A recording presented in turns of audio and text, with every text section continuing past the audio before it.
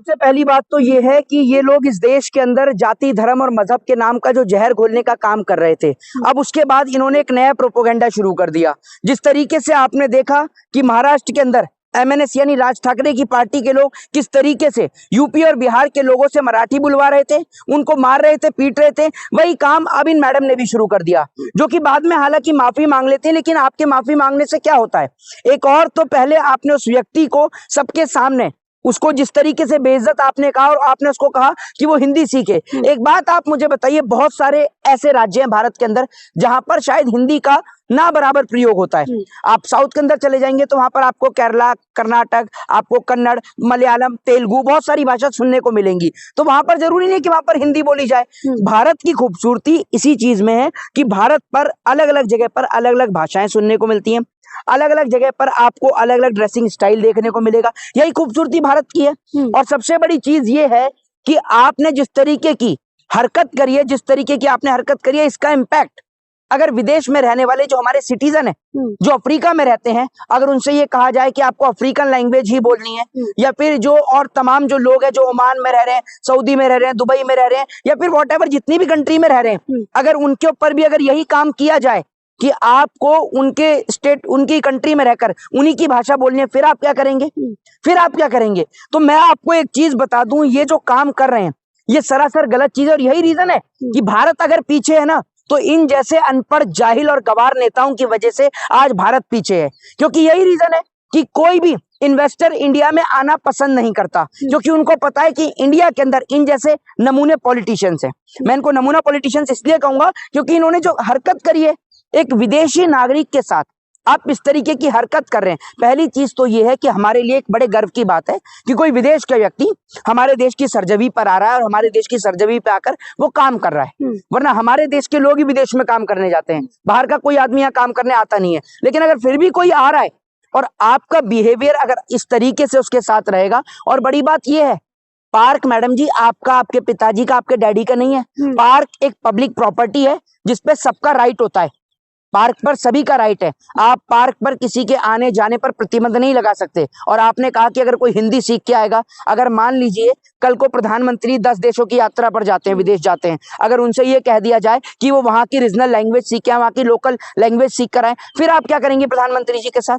बताइए ना आप मुझे। वही सवाल है कि कुछ दिन पहले अमित शाह ने भी बयान दिया था कि ऐसा समय आएगा जब लोग इंग्लिश बोलने में अपने आप को जो है अपमानित जो है महसूस करेंगे। तो क्या इसी का एक्सटेंशन देखने को मिला, लोगों पे जो दबाव बनाया जा रहा है? हाँ, कि तो एक काम करिए ना, एक काम करिए कि अमित शाह जी जो बोल रहे हैं कि क्या कहते हैं, एक समय ऐसा आ जाएगा कि जब लोग अपने आप को हिंदी बोलने पे गौरवान्वित महसूस करेंगे। तो मैं ये कहना चाहता हूँ कि जितने भी विदेश में पढ़ रहे नेताओं के बच्चे हैं, सबको इंडिया में बुला लिया जाए। इंडिया में तो उनके पिताजी हैं ही, या नफरत का जहर घोल ही रहे हैं, तो अपने बच्चों को लाकर यहाँ के स्कूलों में एडमिट करा दिया जाए, उनको एडमिशन दिला दिया जाए, कॉलेजों में उनका एडमिशन करा दिया जाए। क्यों नहीं कराते? अपने बच्चों को पढ़ने के लिए आपने फॉरेन भेज रखा है, अपने बच्चों को पढ़ने के लिए आपने विदेश भेज रखा है, और उसके बाद आप बात करते हैं, चर्चा करते हैं हिंदी भाषा पर। अब आप मुझे ये बताइए कि गुजरात के अंदर रहने वाले लोग कितने लोग हिंदी में बात करते होंगे? संविधान तो इजाजत देता है सब। मैं आपको एक बात वही बता रहा हूँ, गुजरात के रहने वाले हैं अमित शाह, अगर कोई गुजरात के में अंदर आप जाकर देखिए, ज्यादातर लोग गुजराती में ही बात करते हैं। ठीक है, आप महाराष्ट्र में जाएंगे तो ज्यादातर लोग, आप गाँव में, ग्राम में जाएंगे तो मराठी में बात करते हुए दिखाएंगे। अगर आप पंजाब में जाएंगे तो पंजाबी में बात करते हुए दिखेंगे। आप साउथ की तरफ चले जाएंगे तो मलयालम, तेलुगु में बात करते हुए दिखेंगे। तो यही खूबसूरती तो भारत की है। यही खूबसूरती भारत की है कि जहां पर अलग अलग जगह पर अलग अलग भाषाएं सुनने को मिलती हैं, और इसी के तालमेल को भारत कहा गया है। यहाँ पर जाति, धर्म, मजहब का कोई अंतर, कोई भेदभाव नहीं था। ये तो इस देश के अंदर कुछ लोग ऐसे आए जिन्होंने नफरतों का बीज बोना पैदा किया। और बड़ी बात यह है कि जो रेणु चौधरी जो कि काउंसलर हैं, इससे पहले भी इनकी कई वीडियो इस तरीके की वायरल हुई हैं। असल में क्या है, ये आप ये समझ लीजिए कि एक ये ट्रेंड शुरू हो गया है।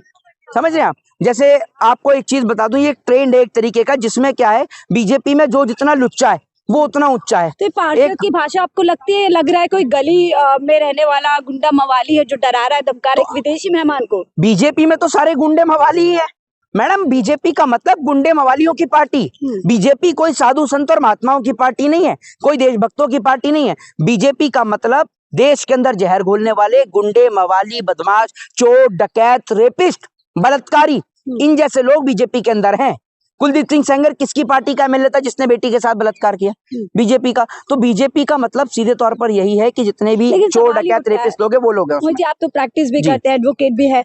सवाल यह है कि जिस चीज की ज्यादा संविधान देता है बीजेपी को, उसके साथ ऑब्सेशन क्यों है? हम देखते हैं भोजन, ठीक है, भाषा, और वहीं पर वेशभूषा को लेकर के, और कौन क्या पहनेगा, कौन क्या खाएगा, कौन क्या बोलेगा, इसको लेकर के ऑब्सेस क्यों दिखती है बीजेपी? एक बात आप मुझे बताइए, भारतीय जनता पार्टी जो अपनी बात करती है, अभी इनका एक नेता है गिरिराज सिंह, ठीक है, और आपने बोला कि संविधान पर चर्चा या संविधान का पालन सिर्फ देश में वही व्यक्ति कर सकता है जो पढ़ा लिखा व्यक्ति हो। ये तो अनपढ़, जाहिल और गवार है, तभी तो प्रधानमंत्री अपनी डिग्री दिखाने से कतराते हैं। सबके सामने एक्सपोज हो जाएंगे कि हमारे देश का प्रधानमंत्री फर्जी डिग्रियां लेकर चलता है। यही रीजन है कि ये अनपढ़, जाहिल, गवार लोग हैं जो अपनी डिग्रियां भी दिखाने से डरते हैं। दूसरी चीज ये, एक और हमारे देश के अंदर गिरिराज सिंह हलाल पर बात करते हैं, ठीक है, हलाल मीट है ये, ठीक है, ये झटके का मीट है, कोई भी जो है वो हलाल मीट नहीं खाएगा, झटके का मीट खाएंगे। दूसरी ओर ओमान को सर्टिफिकेट दे रहे हैं हलाल बीफ का। आप मुझे बताइए ना, तो ये अपनी बात के ऊपर डिपेंड है। और मैं आपको बता दूं, मोदी जी अपनी सरकार के राज में बीफ के मामले में इंडिया को पहले नंबर पर ही लाकर छोड़ेंगे, ये बात आप लिख के ले लीजिए मुझसे। तो क्या बीजेपी तय करेगी अब कौन क्या खाएगा, कौन कौन सी भाषा बोलेगा, कौन कैसे रहेगा? क्या सब कुछ अब बीजेपी तय करेगी इस देश? बीजेपी के क्या बाप का देश है ये देश संविधान से चलता है, और इस देश के अंदर हर एक व्यक्ति को आजादी है अपने धर्म को मानने की, अपने मजहब को मानने की, राइट टू स्पीच की, राइट टू फ्रीडम की, राइट टू एक्सप्रेशन की, ये आजादी है। ये आजादी हमें बाबा साहब भीमराव अंबेडकर ने दी है अपने कॉन्स्टिट्यूशन के जरिए। और इस देश के अंदर चाहे नरेंद्र मोदी हो, चाहे अमित शाह हो, चाहे बीजेपी के ऐसे अनपढ़, जाहिल, गवार काउंसलर हो, ठीक है, कोई भी आकर इस देश के अंदर देश का आपसी स्वार्थ अगर बेकार करेगा और बाद में आके माफी मांग लेते हैं, माफीनामे लिखने इनकी पुरानी आदत है। जिनको ये सपोर्ट करते हैं, जिनके जो है मूर्तियों पर ये माला चढ़ाते हैं, वो भी माफी मांगते थे, तो और ये भी माफी मांग रहे, सारे माफी वाले ही हैं ये लोग। तो क्या सरेंडर है? नरेंद्र नहीं, सरेंडर प्रधानमंत्री हैं। बिल्कुल आप सही कह रहे हैं। तो अब क्या माने कि बीजेपी अब अपने देश के नागरिकों के साथ इस तरीके का बर्ताव करते करते विदेशी मेहमानों के साथ भी ऐसा बर्ताव करेगी? मैं आपको बता दूं, एक बीजेपी का आपने देखा होगा, चलो भाई ये मटन की दुकान बंद कराओ, चिकन की दुकान, वो क्या कहते हैं, यमुना जी में, हाँ, जो भी है वो आई डोंट नो, मेरे को उनका नाम भी नहीं पता। और मैं आपको बताता हूँ, तो उन्हीं के क्षेत्र से काउंसलर है। तो जैसा एमएलए, भाई एमएलए फेमस होना चाह रहा है तो काउंसलर भी फेमस होना चाहेगी, समझ रहे हैं आप? तो वही काम वो भी कर रही है और वो भी कर रहे हैं, दोनों यही काम कर रहे हैं। तो क्या रील बनाते बनाते जोश में होश खो दिया? मैं आपको बता रहा हूँ, रील और रियल में जमीन आसमान का अंतर है। अभी आपने देखा कि रील में तो वो दिखाते हैं कि यमुना जी में वो वीडियो बना रहे हैं, लेकिन रियल में क्या है कि वो यमुना जी में गिर जाते हैं, ठीक है ना। और एक नकली यमुना जी जिस तरीके से क्रिएट की गई वो सबके सामने है। फिर उसके बाद ये ऐसे लोग हैं जो आज इनके पोस्टर अगर लगा दिए जाए ना चौक चौराहे पर कि गुमशुदा की तलाश, तो कुछ गलत नहीं होगा। आज रवि नेगी पूछेंगे, उनकी पार्टी से सीएम बन के बैठी हुई रेखा गुप्ता, उनसे पूछेंगे कि AQI 400 के पार जा रहा है। पहली बात तो ये पूछेंगे, तो जब उनको यही नहीं पता उन बीजेपी के नेताओं को कि AQI होता है या IQ होता है, यानी मुद्दों पर काम नहीं करेगा। IQ लेवल तो इनका वाक्य में 0 है। मैडम ये नहीं जानती कि AQI होता है या IQ होता है, इनको यही नहीं पता IQ और AQI में फर्क क्या है। IQ माइंड से रिलेटेड होता है, AQI पॉल्यूशन से रिलेटेड होता है, लेकिन ये AQI को IQ बोल देती हैं। फिर जब मैसी से मिलने के लिए जाती हैं, वहां पर लोग किस तरीके से नारे लगाते हैं वो आप सबके सामने है। और उसके बाद बीजेपी IT सेल उस नारों को किस तरीके से कन्वर्ट करता है वो भी आपके सामने है। तो सच को छिपाना और सच को झूठ में प्रदर्शित कर देना, ये कोई भारतीय जनता पार्टी से सीखे। यही कारण है आज मुझे समझ में आ गया कि दिल्ली वाकई में दिल वालों की है। अगर दिमाग वालों की होती तो इन जैसे मुख्यमंत्री को थोड़ी चुनती, अगर दिमाग वालों की तो इन जैसों को बिल्कुल नहीं चुनती। आज लोग परेशान हैं, लोग दिल्ली की आबो हवा में सांस लेने से डर रहे हैं। जिनको सांस की प्रॉब्लम है, जिनको अस्थमा की प्रॉब्लम है, एक बार ये माइक उनके घरों पर जाकर लाकर देखिए, उनको किस तरीके की तकलीफों का सामना करना पड़ रहा है, आप जाकर पूछिए। लेकिन उस पर चर्चा नहीं है, से भागते हो गैर जरूरी। बस मैं वही तो बता रहा हूँ, और गैर जरूरी मुद्दों पर ही चर्चा है। सदन से लेकर तमाम जगहों तक चर्चा सिर्फ गैर जरूरी मुद्दों पर ही है। जिस दिन इस देश में मुद्दों पर चर्चा होने लगी, उस दिन शायद कोई भी गरीब का बच्चा शिक्षा से वंचित नहीं रहेगा, कोई गरीब का बच्चा भूख से नहीं मारा जाएगा, हर एक व्यक्ति को शिक्षा मिलेगी, हर एक व्यक्ति को रोजगार मिलेगा। आखिरी सवाल क्या लगता है, उस विदेशी कोच के पास क्या कानूनी अधिकार है उस पे कार्यवाही के लिए आगे जाने के लिए, जिस तरीके को उनको धमकाया गया, डराया गया? देखिए, एक चीज मैं आपको बता देता हूँ कि अधिकार तो हर एक व्यक्ति को है। अगर किसी के भी आत्मसम्मान को ठेस पहुंचती है तो उसके पास राइट है, और आपने पब्लिक प्लेस में उसके आत्मसम्मान को ठेस पहुंचाई है, उसके पास सबसे मेन राइट तो डिफामेशन का है कि वो उनके ऊपर मानहानि का केस कर सके।